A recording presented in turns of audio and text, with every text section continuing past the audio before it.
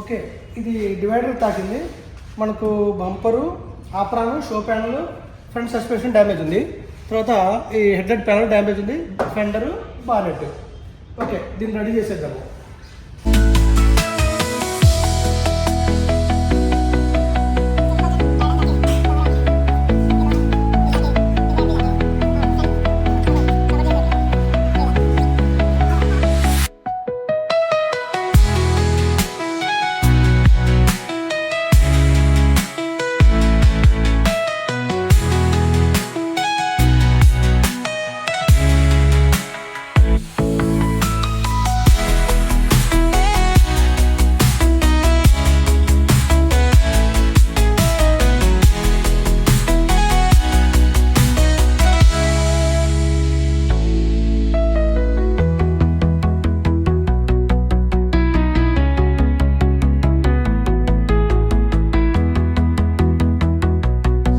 ఫైనల్గా అయితే మన వెహికల్ రెడీ అయిపోయింది.